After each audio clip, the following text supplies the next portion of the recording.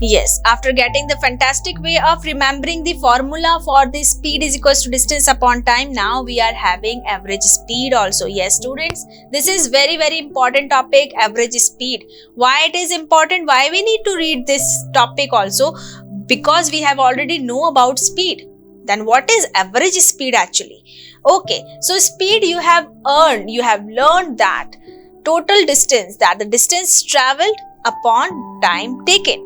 But here average speed is the kind that the body is not moving with a particular speed all the time. Earlier, once upon a time, I have asked my brother, younger brother, that he is coming from one part of the city to our home, and I have asked him, what was your speed when you were coming from the point to our home? So he was not any idea what should I say, because he is not at a particular speed all the time. Okay, so what he is going to ask me now?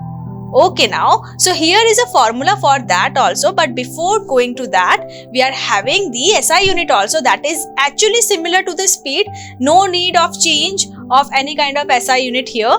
So average speed, we can say that it is the total distance travelled upon total time taken.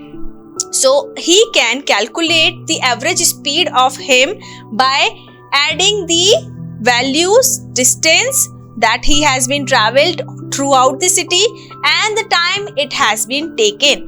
Or another way to calculate the average speed is initial speed plus final speed divided by 2. That whatever initial speed he had and the final speed he had, combining these two will gives you divided by 2 will gives you the average speed. Okay, now we can explain this by an example also.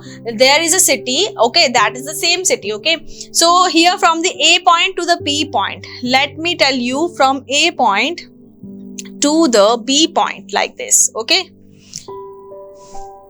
The boy is want to travel this 5 kilometer, 3 kilometer, 2 kilometer and 7 kilometer. Let's suppose this is this. Okay, if we are talking in terms of distance and also in terms of speed also, I will going to tell you about the in terms of speed, the formula of the average speed. But if we are going to ask the formula of average speed and we need to calculate it according to the distance travelled. So 5 plus 3 plus 2 plus 7, all the distance travelled together will gives you 5 plus 3, 8, 8 plus 2, 10, 17. And let's suppose the total time taken by him was 10 hours. Okay, that is too much, okay. Okay, let me tell you, this is 1 hour, okay. So, average speed will be 17 kilometer per hour. SI unit will work as same. Okay, but in case of speed, initial speed, let's suppose its initial speed because it is at rest position earlier, 0 kilometer per hour. And now the final speed will be like reaching at home, he has gained the speed of 17 kilometer per hour. Okay, so sorry, that is 34 actually. Okay, so this speed he has gained. So what kind of average speed we can calculate according to the speed?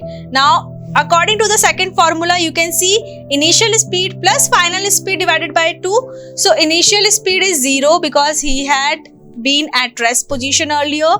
Final speed is this, then divided by 2, that is 34 divided by 2 and 17 km per hour again. So with both these equations you can solve the average speed, okay. And the format why we are reading the average speed right now is just because we cannot check each and every point and the speed according to each and every point. So for the whole journey we need to give an idea what kind of speed we are having, minimum speed we are having in the whole journey. That is why we are reading average speed.